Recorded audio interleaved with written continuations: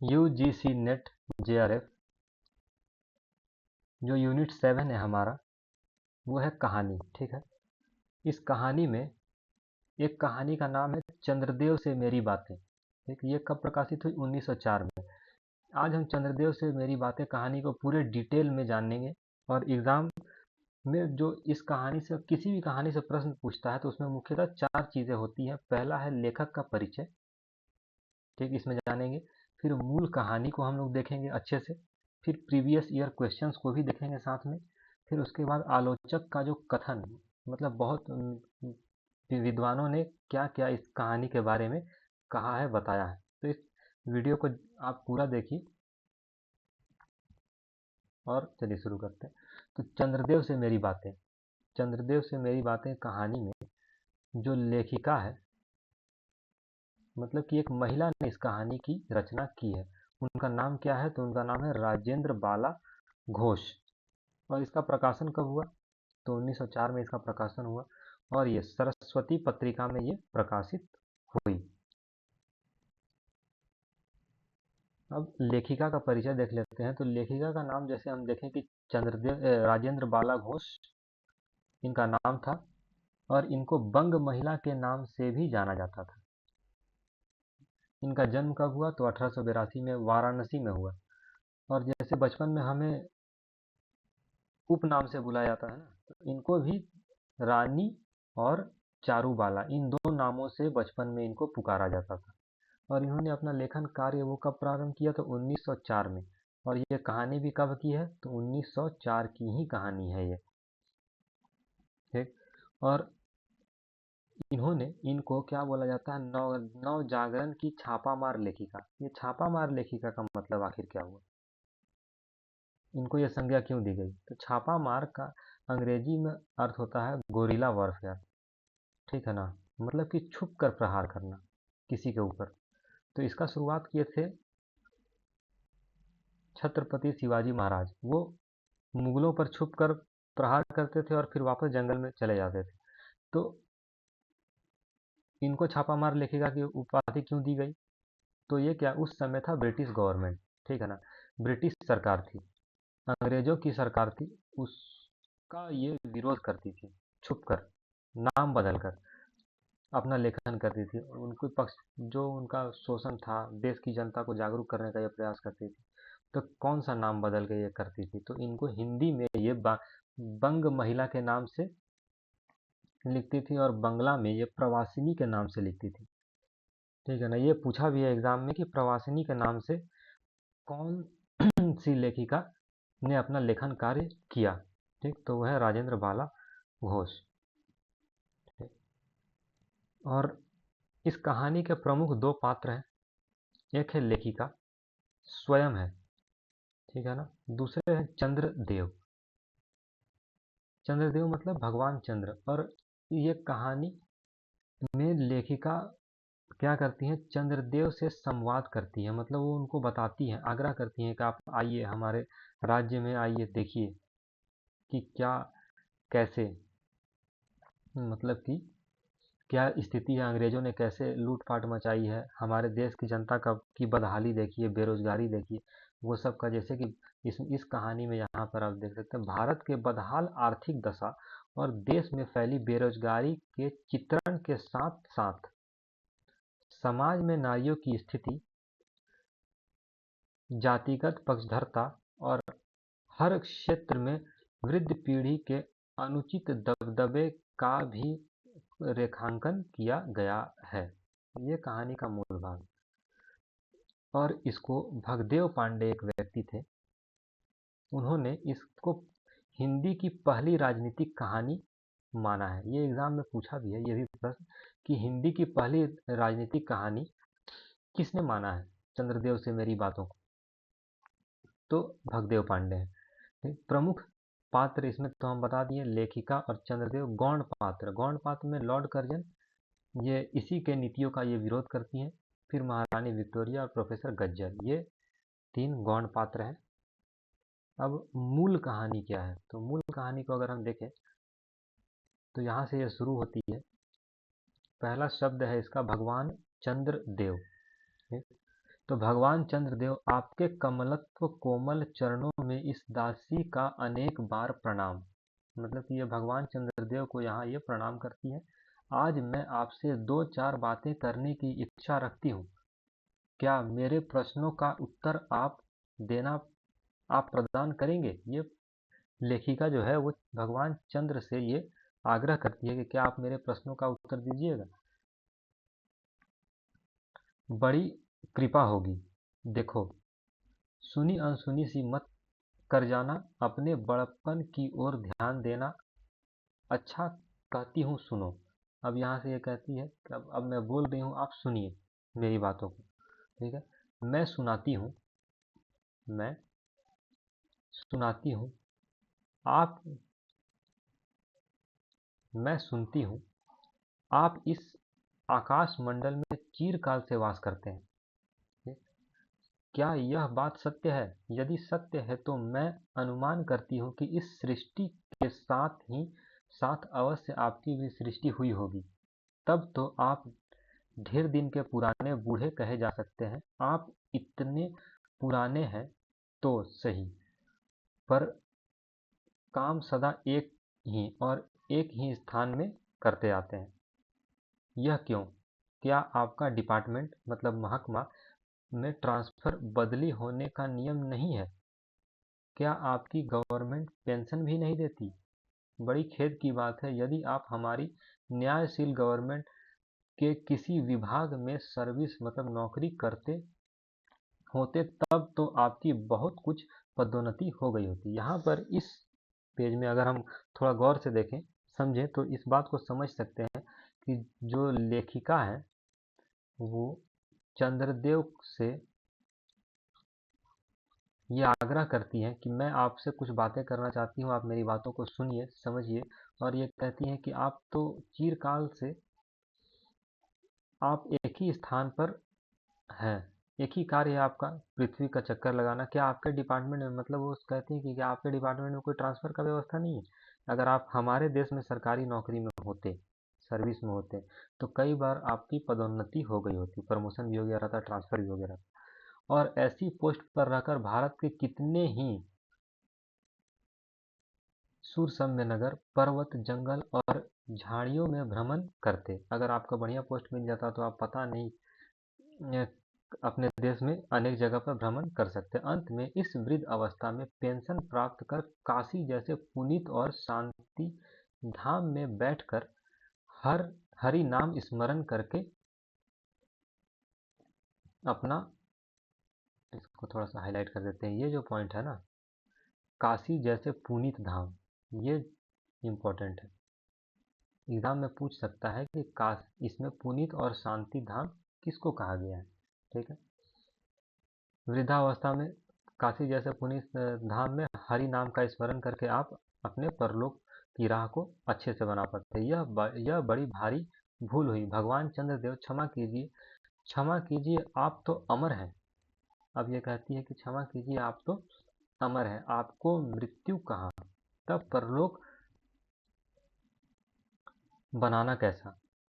अहो, देवता भी अपनी जाति के कैसे पक्षधर होते हैं।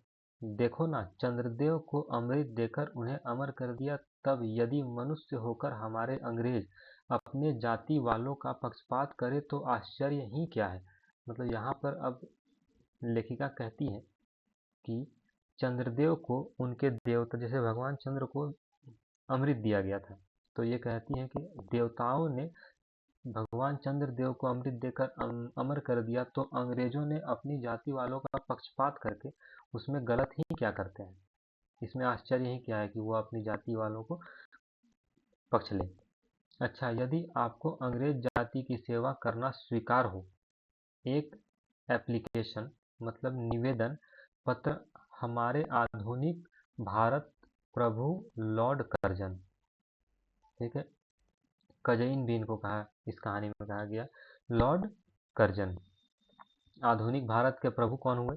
तो एग्जाम में ऐसे ही प्रश्न पूछता है कि पूछ दिया कि चंद्रदेव की बातें कहानी के आधार पर आधुनिक भारत के प्रभु किसको कहा गया है, तो याद रखना है लॉर्ड कर्जन को कहा गया के पास भेज देवे। आशा है कि वे आपको आदर पूर्वक अवश्य आवाहन करेंगे, क्योंकि आप अधम भारतवासियों के भांति कृष्णांग तो हैं ही। ये देखिए यहाँ पर कृष्णांग शब्द का प्रयोग किया गया है। ये भारतवासियों के लिए, कृष्णांग मतलब जैसे सांवले होते हैं, भारतवासी कैसे होते हैं, सांवले या फिर काले होते हैं। ये उसका प्रतीक के रूप में कहा गया चंद्रदेव को कि आप भारतवासी के वासियों के भांति कृष्णांग तो हैं ही, जो आपको अच्छी नौकरी देने में उनकी गौरांग जाति कृपित हो उठेगी। मतलब कि ये यहाँ पर अगर थोड़ा सा इसका मूल भाव को समझें तो फिर से एक बार पढ़ते हैं। आशा है कि वे आपको आदर पूर्वक अवश्य आह्वान करेंगे, क्योंकि आप अधम भारतवासियों के भांति कृष्णांग तो है ही नहीं। मतलब कि जैसे कि चंद्रमा क्या है, रात में चमकता है, तो वो ये लेखिका यहाँ पर कह रही है कि आप भारतवासी के जैसे आप कृष्णांग नहीं है, ठीक है, वो गौरांग जाति, मतलब कि आप गोरे हैं अंग्रेजों की भांति, तो वो आपको नौकरी देने में, अच्छा पद देने में कोई संकोच नहीं करेंगे। और फिर आप तो एक सुयोग्य, कार्यदक्ष, परिश्रमी, बहुदर्शी, कार्यकुशल और सरल स्वभाव महात्मा है। मैं विश्वास करती हूँ कि लॉर्ड कर्जन हमारे भारत के स्थायी भाग्य विधाता बनकर आवेंगे, तब आपको किसी कमीशन का मेंबर नहीं तो किसी मिशन में भर्ती करके वे अवश्य ही भेज देवेंगे, क्योंकि उनको मिशन और कमीशन दोनों ही अत्यंत प्रिय है। यहाँ पर किसकी बात कही जा रही है कि उनको मिशन और कमीशन दोनों ही अत्यंत प्रिय है? यहाँ पर लॉर्ड कर्जन की बात कही जा रही है कि लॉर्ड कर्जन को मिशन और कमीशन दोनों बहुत पसंद है। आपके चंद्रलोक में जो रीति और नीति सृष्टि के आदिकाल में प्रचलित थी, वे ही सब अब भी है, पर यहाँ तो इतना परिवर्तन हो गया है कि भूत और वर्तमान में आकाश पाताल का सा अंतर हो गया है। मैं अनुमान करती हूँ कि आपके नेत्रों की ज्योति भी कुछ अवश्य ही मंद पड़ गई होगी, क्योंकि आधुनिक भारत संतान लड़कपन से चश्मा धारण करने लगती है। ठीक है ना। यहाँ पर कुपोषण के बारे में बताया गया कि आधुनिक भारत की संतान लड़कपन से क्या धारण करने लगती है, चश्मा। इस कारण आप हमारे दीनहीन क्षीण प्रभ भारत को उतनी दूर से भली भांति ना देख सकते होंगे। ये चंद्रमा के बारे में कह रही है। अतएव आपसे सादर कहती हूँ कि एक बार कृपा कर भारत को देख तो जाइए। यद्यपि इस बात को जानती हूँ कि आपको इतना अवकाश कहाँ पर, अवकाश का मतलब आपको तो उतना छुट्टी नहीं है। चंद्रदेव के बारे में ये कह रही है, पर 8वें दिन नहीं तो महीने में एक दिन अर्थात अमावस्या को तो आप हॉलिडे मतलब छुट्टी अवश्य ही रहती होगी। ये जैसे अमावस्या के दिन पूरा अंधेरा हो जाता है ना, तो ये कह रही है कि आपको अमावस्या को तो छुट्टी होती ही होगी, उसमें आप भारत की दुर्दशा को आकर देखिए। ठीक है, मैं 8वें दिन नहीं तो महीने में कम से कम एक बार अमावस्या के दिन तो आप जरूर आएं और भारत की बदहाली को देखें। इस भ्रमण में आपको कितने ही नूतन दृश्य देखने को मिलेंगे, नूतन मतलब कि नया, जिसे सहसा देखकर आपकी बुद्धि जरूर चकरा जाएगी। यद्यपि आपसे सारे हिंदुस्तान का भ्रमण शीघ्रता के कारण न हो तो केवल राजधानी कलकत्ता, उस समय राजधानी क्या हुआ करती थी, कलकत्ता, को देख लेना तो आवश्यक ही उचित है। वहाँ के कल कारखाने मतलब जो फैक्ट्रियां हैं को देखकर आपको यह अवश्य ही कहना पड़ेगा कि यहाँ के कारीगर तो विश्वकर्मा के भी लड़क दादा निकले। क्या निकले भाई, तो विश्वकर्मा के भी लड़क दादा। ये पूछ सकता है कि विश्वकर्मा के लड़क दादा किनके लिए कहा गया है, तो ये कारीगरों के लिए किया गया है। यही क्यों आपकी प्रिय सहयोगिनी दामिनो, दामिनो मतलब कि इलेक्ट्रिसिटी, ये बिजली के बारे में बताया गया है। ठीक है ना, इलेक्ट्रिसिटी, ये बिजली, अगर इंग्लिश में कहें तो इलेक्ट्रिसिटी और हिंदी में कहें तो बिजली। ठीक है ना, सहयोगी दामिनो, तो किसका सहयोगी दामिनो, तो चंद्रदेव की सहयोगी दामिनो, मतलब जो इलेक्ट्रिसिटी है, बिजली, उसको जो बादल में चमकती है उसको भी दामिनो कहा जाता है। और इस कहानी के माध्यम से अगर देखें तो जो हम घरों में इलेक्ट्रिसिटी का इस्तेमाल करते हैं उसको भी दामिनो से कहते ही इसमें संबोधित किया गया। सहयोगिनी दामिनो जो मेघों पर आरोहण करके आनंद से अठखेलियां करती है, वह बेचारी भी यहाँ मनुष्य के हाथों का खिलौना हो रही है।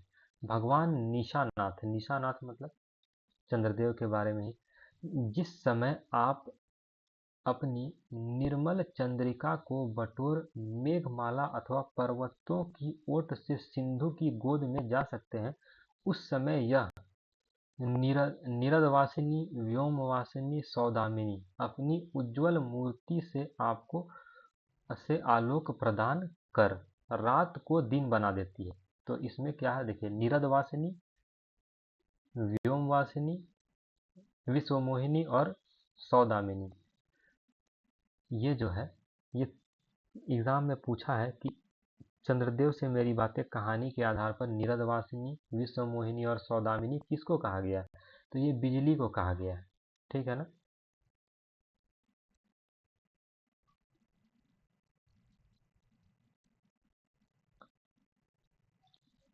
रात को दिन बना देती है। आपके देवलोक में जितने देवता हैं उनके वाहन भी उतने हैं।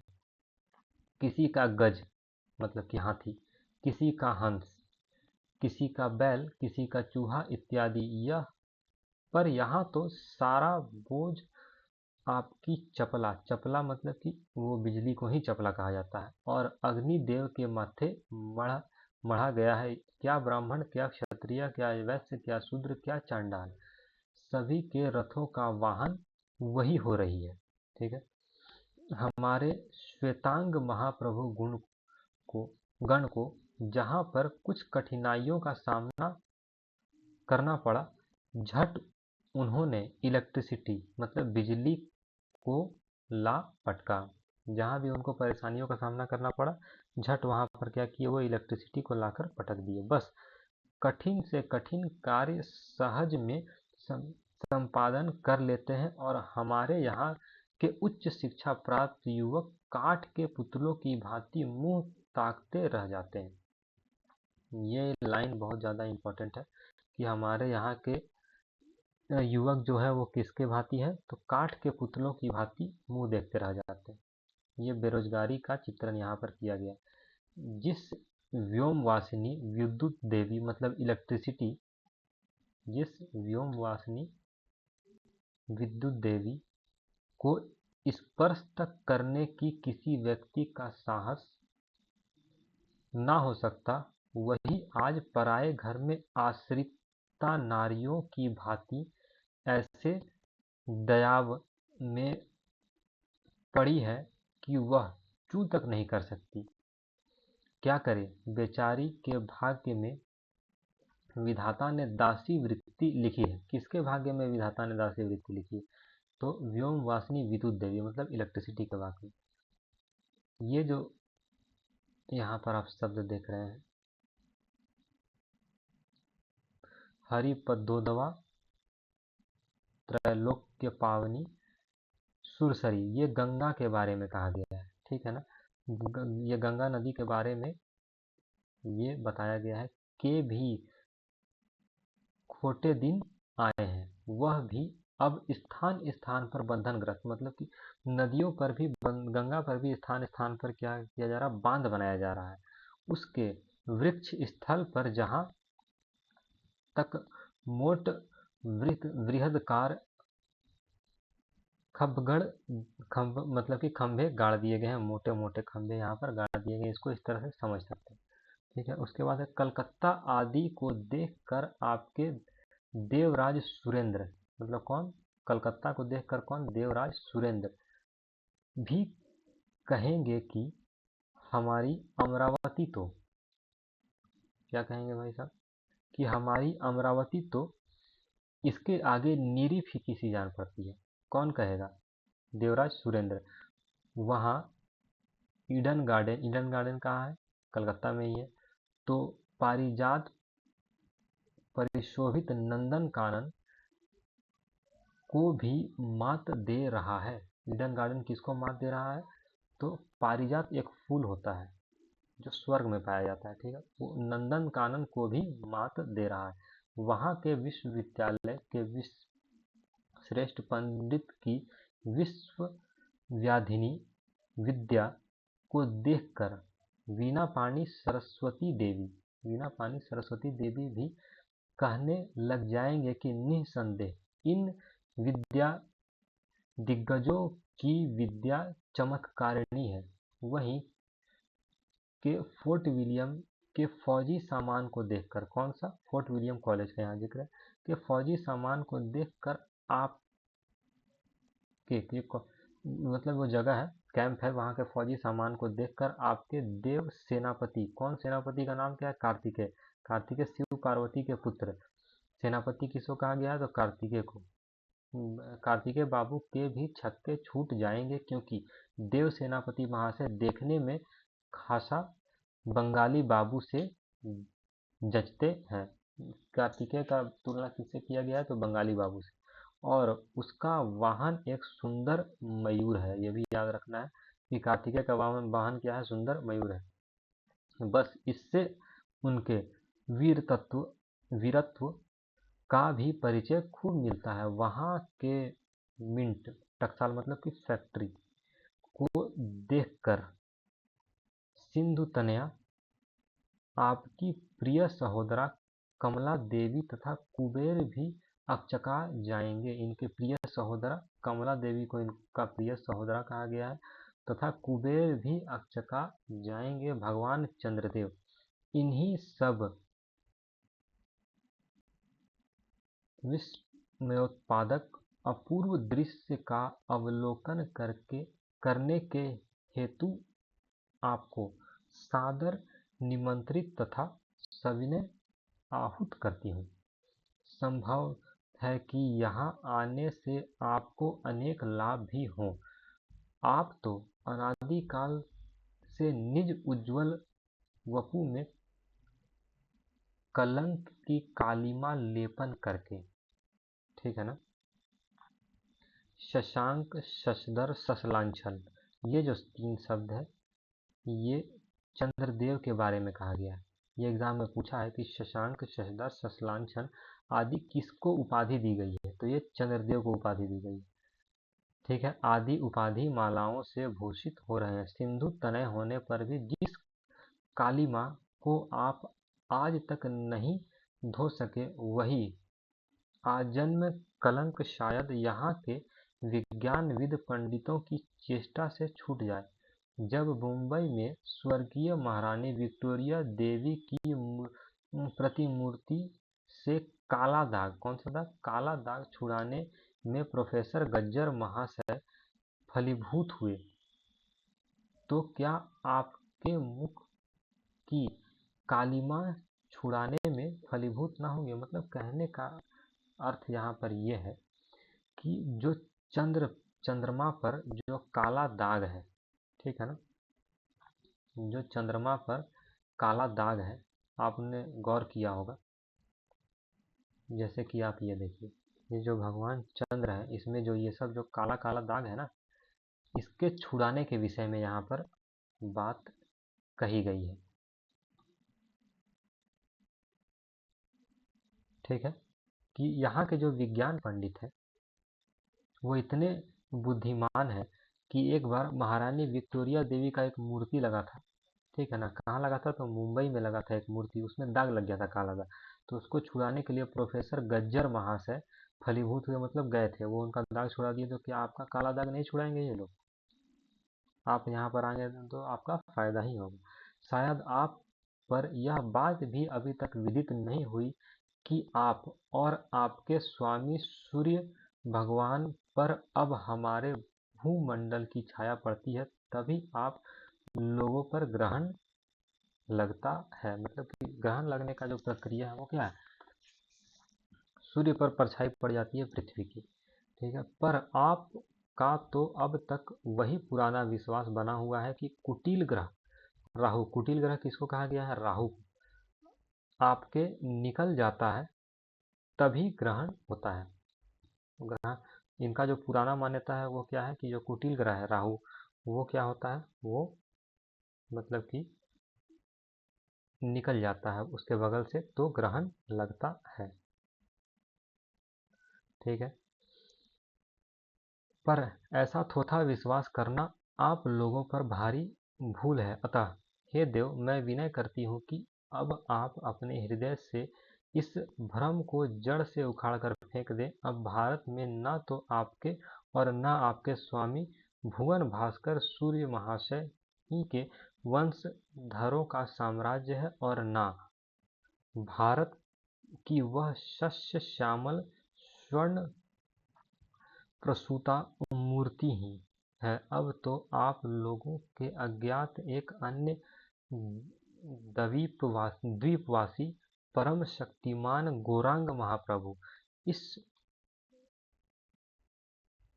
सुविशाल भारत, गौरांग महाप्रभु मतलब कि यहाँ कहा जा रहा है कि जो अन्य द्वीपवासी हैं, जो परम शक्तिमान है गौरांग महाप्रभु, इस सुविशाल भारतवर्ष पर राज्य वैभव भोग रहा है। यहाँ गुलामी का बात कर रही है।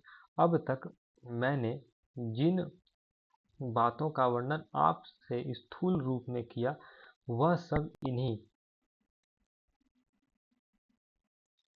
विद्या विशारद गौरांग प्रभुओं के कृपा कटाक्ष का परिणाम है।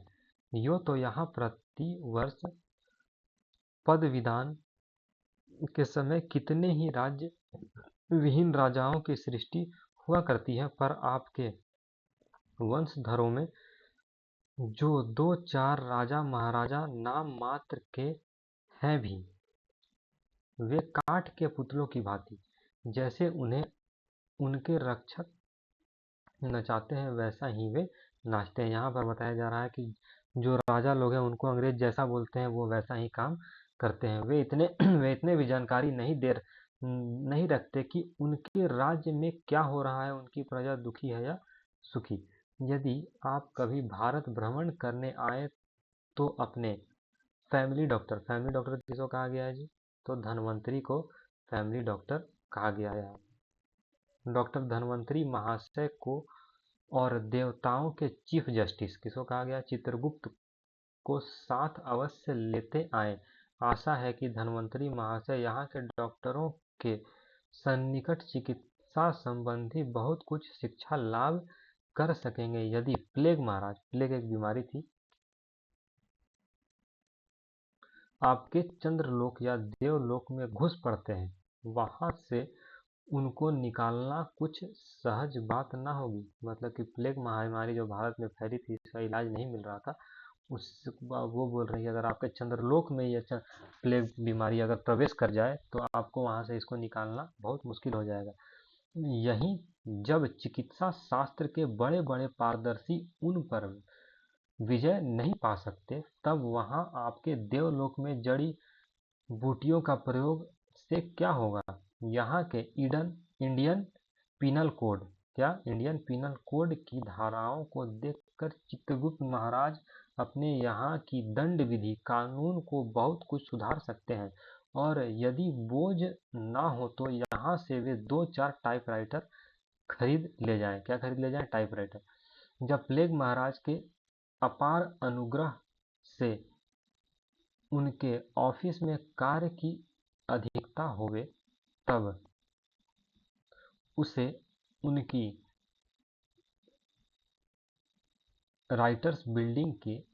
राइटर्स के काम में बहुत ही सुविधा और सहायता पहुंचेगी। वे लोग 2 दिन का काम 2 घंटे में कर डालते हैं।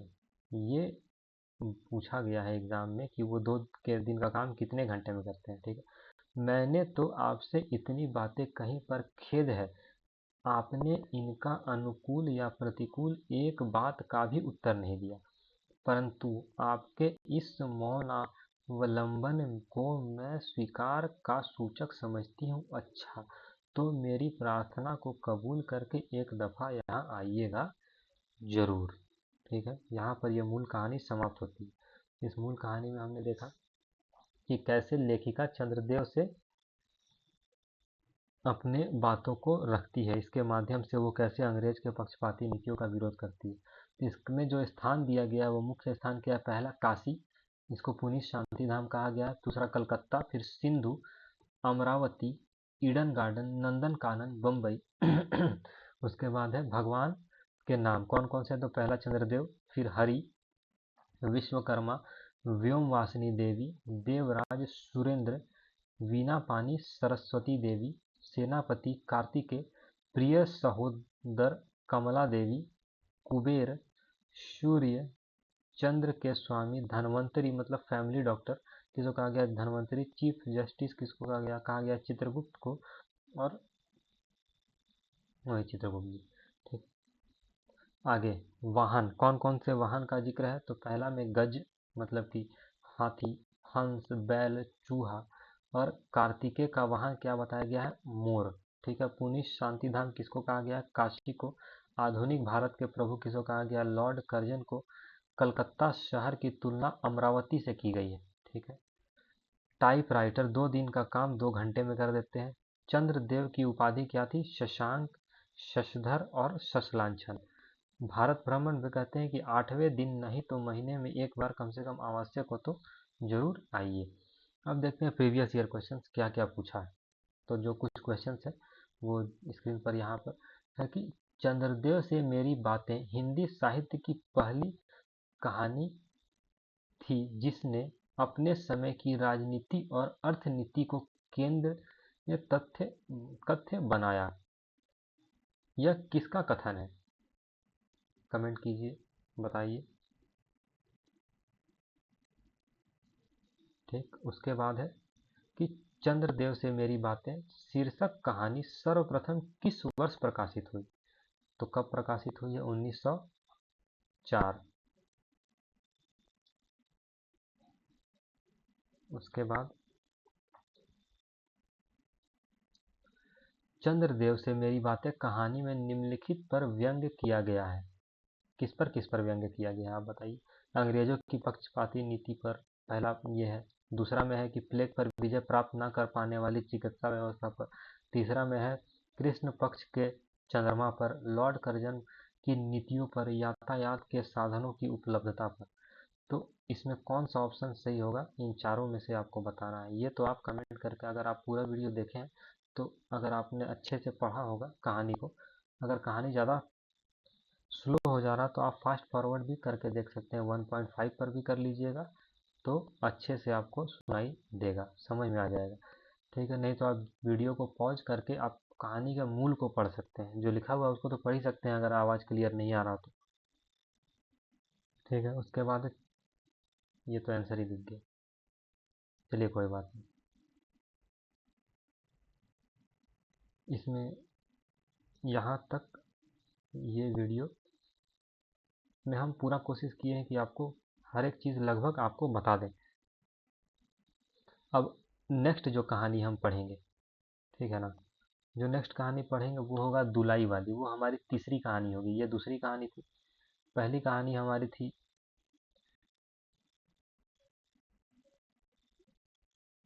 एक टोकरी भर मिट्टी। उसको, ये हमारी दूसरी कहानी थी। अब हम नेक्स्ट वीडियो में देखेंगे हमारी तीसरी कहानी दुलाई वाली। ठीक है ना। एक अगर वीडियो आप को अगर एक बार में नहीं समझ में आया तो इसको बार बार देखने का प्रयास कीजिए, स्वयं से पढ़ने का प्रयास कीजिए। ठीक है। मिलते हैं नेक्स्ट वीडियो में।